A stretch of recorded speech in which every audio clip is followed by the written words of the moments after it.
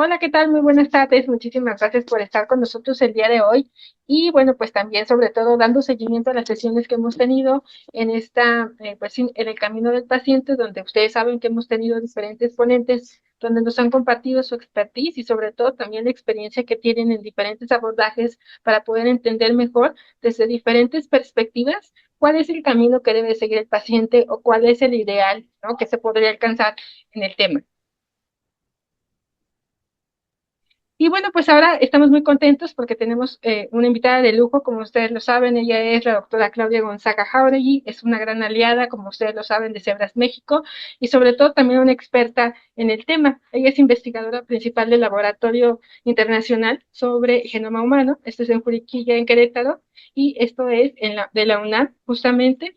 Y el día de hoy nos va a dar un tema súper interesante y, más que eso, muy relevante para nuestro país, porque nos va a hablar del Registro Nacional Mexicano de Enfermedades Raras.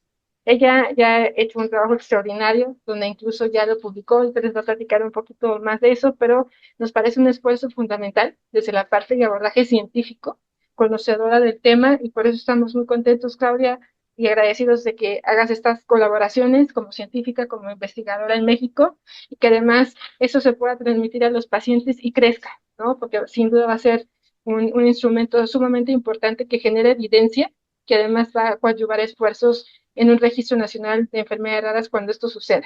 Muchísimas gracias, Claudia, bienvenida. Es todo tuyo el micrófono. Muchas gracias, Jacqueline. Muchas gracias por la invitación. Voy a compartir mi presentación. Sí, Pues adelante, sí, adelante. gracias por la presentación.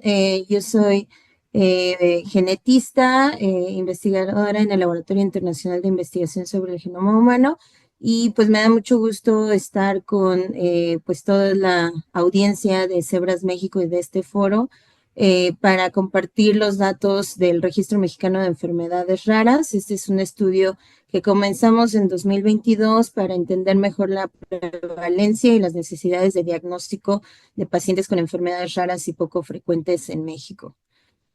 Y bueno, un poquito ya se ha comentado, pero nada más para refrescar, pues las enfermedades raras se definen como aquellas que tienen una baja prevalencia en la población general. Individualmente son raras, pero en conjunto son muy comunes y afectan alrededor del 6 al 8% de la población mundial. Esto significa que en el mundo hay alrededor de 300 a 350 millones de personas que viven con alguna enfermedad rara o poco frecuente. En México, basado en los estimados de otros países, calculamos que hay aproximadamente 10 millones de mexicanos que viven con una enfermedad rara. La definición oficial en México es de una condición que afecta a menos de 5 de cada 10,000 personas.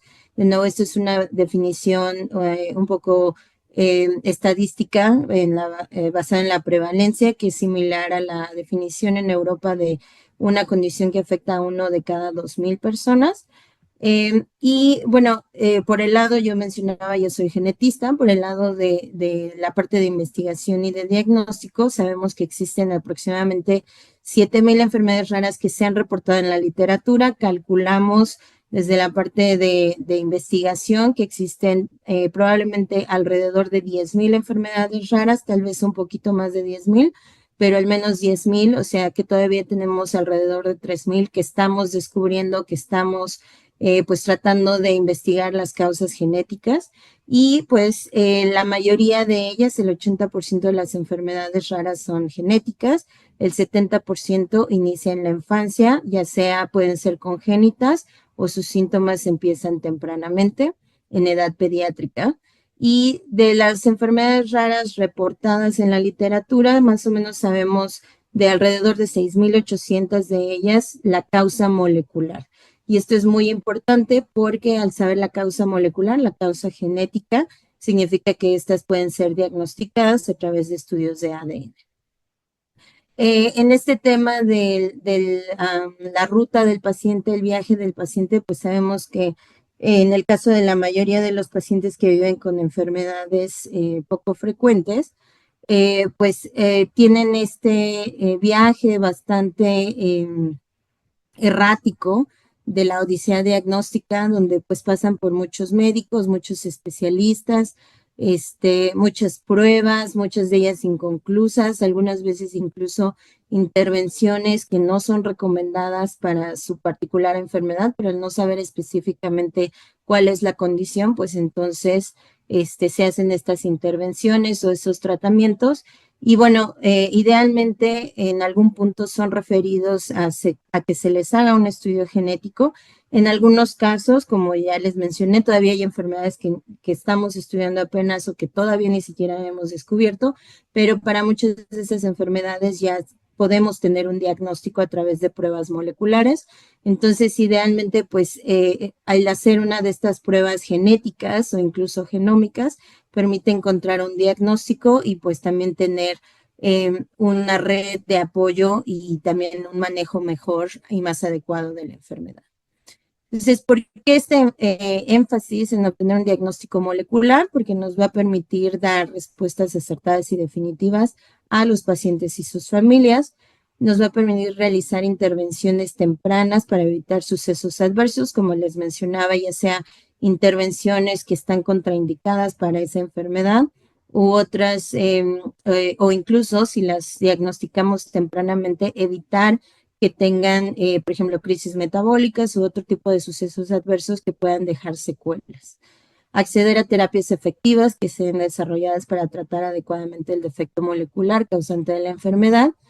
También permite planear para el futuro basándose en la información del pronóstico y la historia natural de la enfermedad. Una vez que se sabe exactamente cuál es esta enfermedad, habilita el consejo genético para realizar planeación familiar. Y permite desarrollar e implementar políticas de salud pública basadas en la prevalencia de enfermedades específicas en las poblaciones de interés.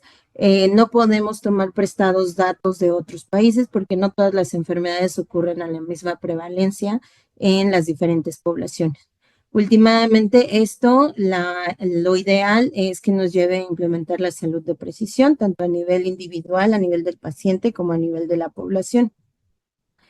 Sin embargo, pues en México sabemos que hay una falta de acceso a diagnóstico, hay una falta de información y justamente pues en 2022 iniciamos la Red Mexicana de Enfermedades Raras, que es esta red colaborativa de investigadores, médicos y representantes de organizaciones civiles, como por ejemplo lo es Pensemos en Cebras México, donde juntos buscamos mejorar el acceso a diagnóstico y a la investigación en enfermedades raras en México.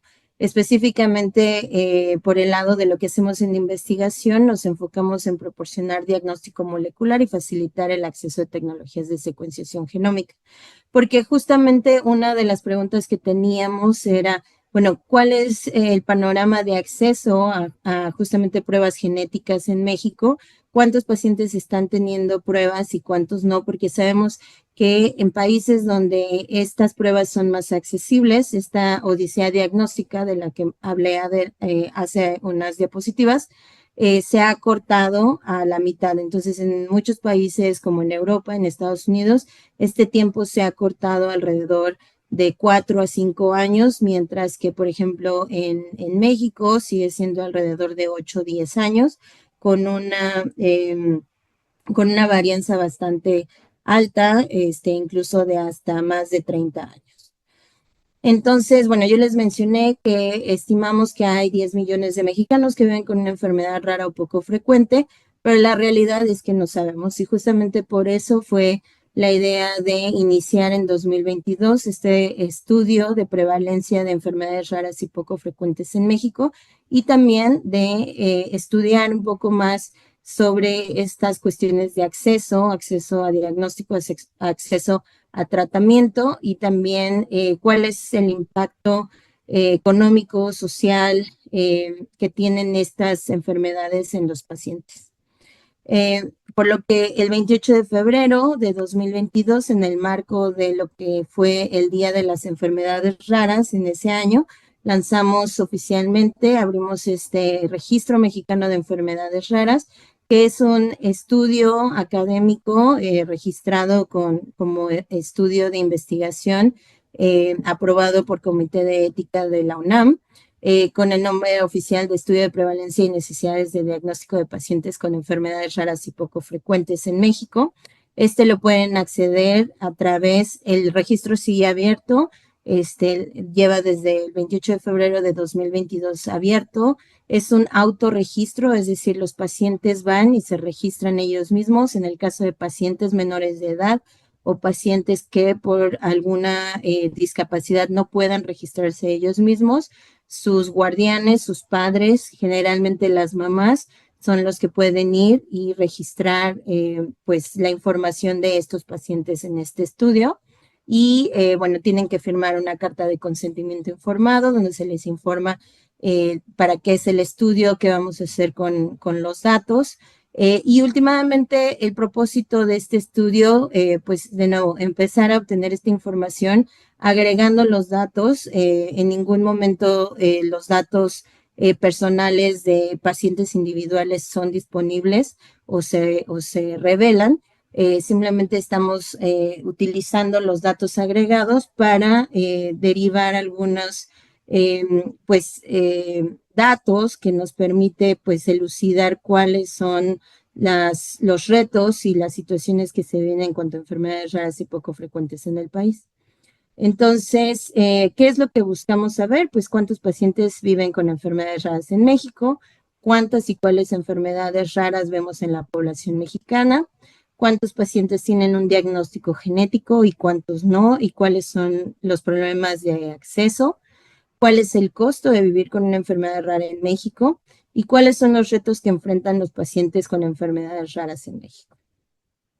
Entre los objetivos científicos que tiene este estudio, como lo mencioné, es crear un registro electrónico que está abierto al público, es un autorregistro de pacientes en México que ven con una enfermedad rara o poco frecuente para comprender la incidencia, prevalencia y tipos de enfermedades, obtener la información del número de pacientes que han recibido diagnóstico genético o molecular específico para su enfermedad, así como el tiempo entre el inicio de los síntomas y cuándo se obtiene un diagnóstico para evaluar este asunto de la duración de la odisea diagnóstica en nuestro país y también explorar las razones y expectativas y posibles preocupaciones que tengan los pacientes con enfermedades raras respecto a la realización de estudios genéticos.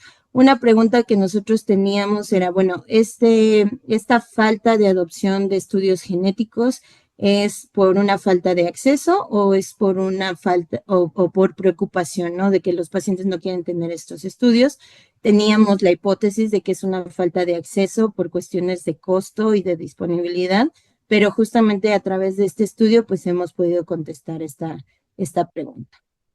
Y por el lado de objetivos sociales, pues también al obtener información sobre la incidencia, prevalencia y tipos de enfermedades, nos permite concientizar a la población sobre este tema y los retos de los pacientes de enfermedades raras que enfrentan en México a través de materiales y campañas de educación y divulgación que hacemos a través de la Red Mexicana de Enfermedades Raras, y también nos permite obtener, analizar y sintetizar esta información para difundirla a través de artículos científicos y que sirvan para apoyar las campañas de concientización e idealmente pues influenciar e informar sobre todo las decisiones de autoridades de salud y el diseño de políticas nacionales de salud pública alrededor de enfermedades raras en colaboración con organizaciones representantes de pacientes, como lo es el caso de Pensemos en Cebras México.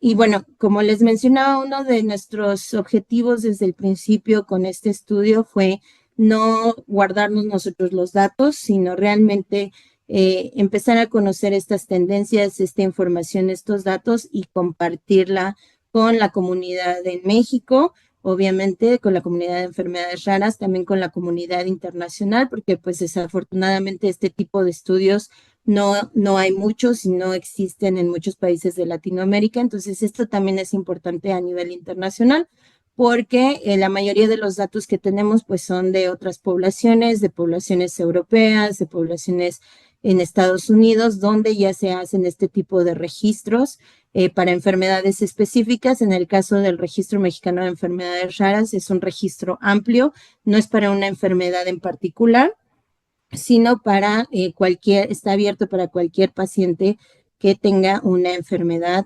considerada rara o poco frecuente.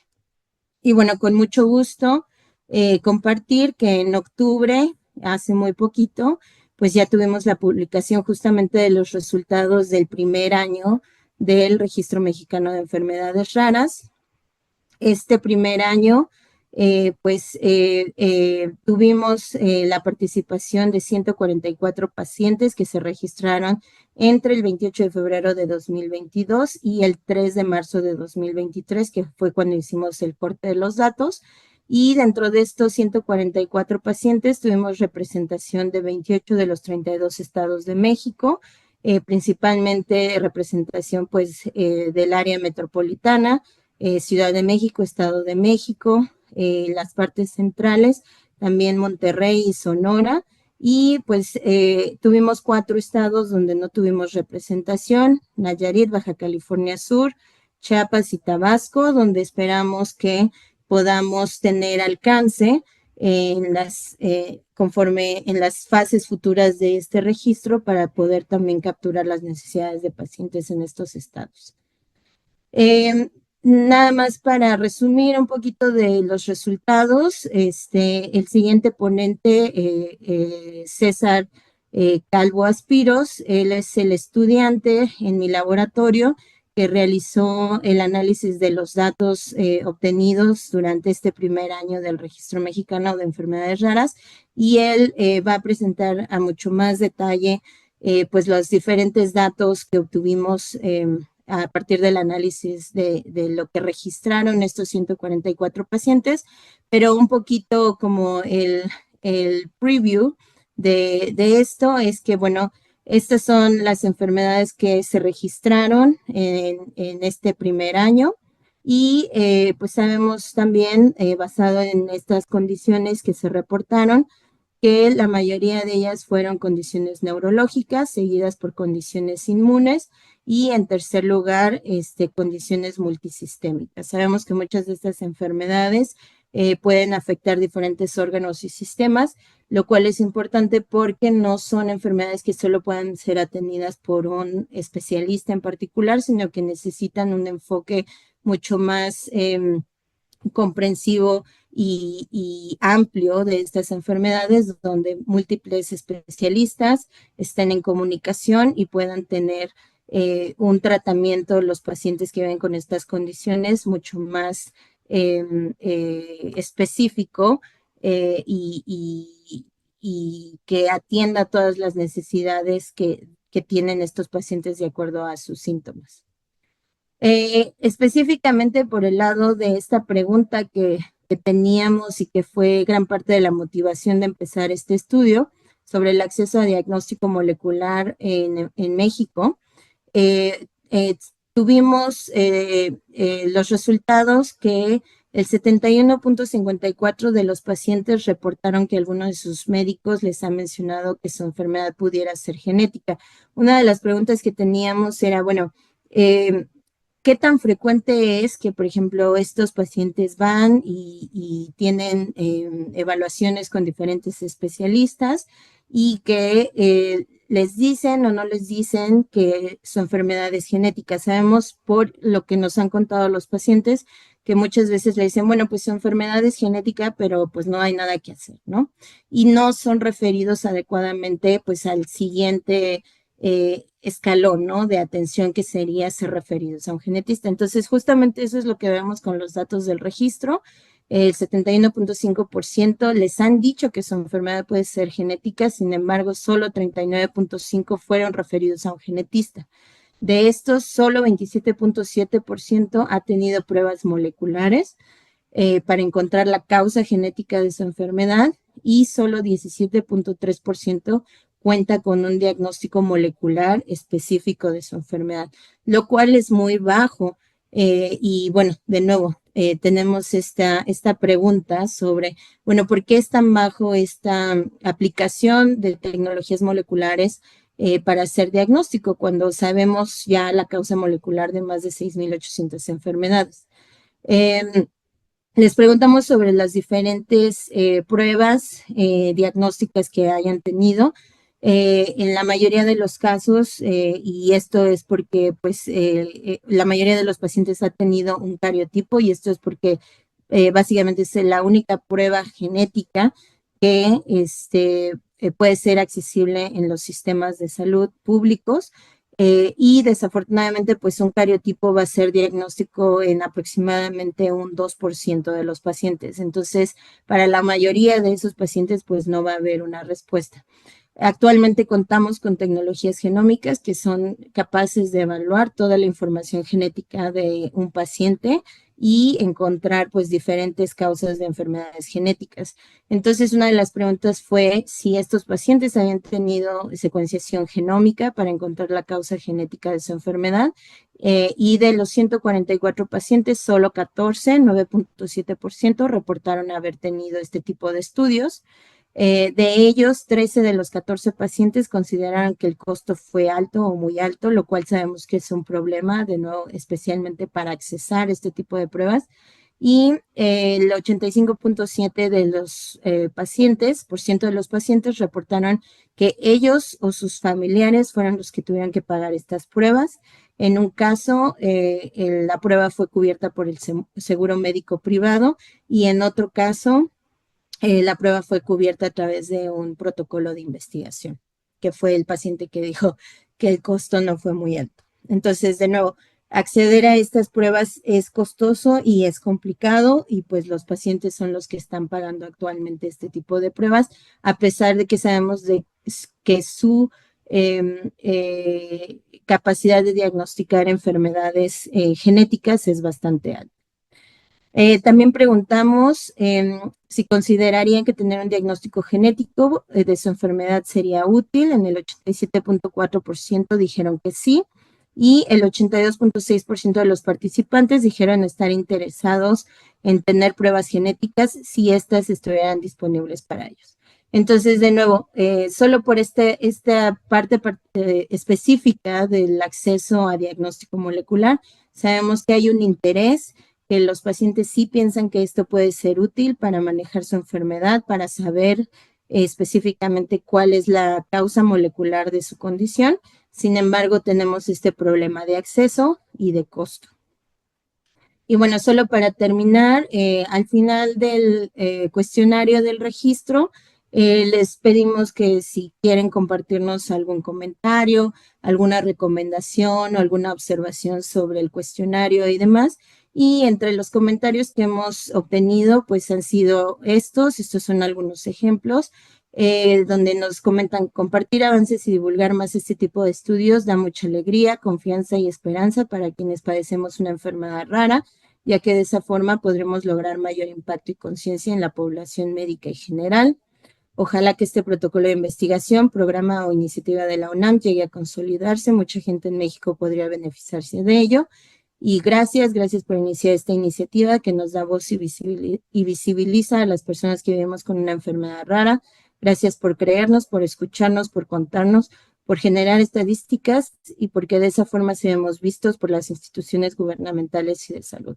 Entonces, creo, esto lo muestro porque creo que también esta parte más social, más humana, es importante de visibilizar lo que estas personas están viviendo, lo que los pacientes y las familias viven cada día y cuáles son los retos que enfrentan. Entonces, con eso, de nuevo, le doy lugar a César, que va a explicar a más detalle algunos de los otros resultados que obtuvimos durante este primer año del registro. Invitar a los pacientes que viven con enfermedades raras y poco frecuentes en México, que estén viendo este foro, a que se registren en la página enfermedadesraras.lig.unam.mx y pues con eso termino mi participación y si hay cualquier pregunta, Jacqueline, pues estoy con mucho gusto la respondo. Muchas gracias, doctora Claudia. Pues primero que nada, felicitarle por el trabajo que bien, como bien lo dice, es un trabajo fácil, creo que es la suma de voluntades y esfuerzos de todo, pero de todos como comunidad, pero lo más importante es que también los pacientes y los grupos de pacientes y familias sepan que esto genera evidencia científica.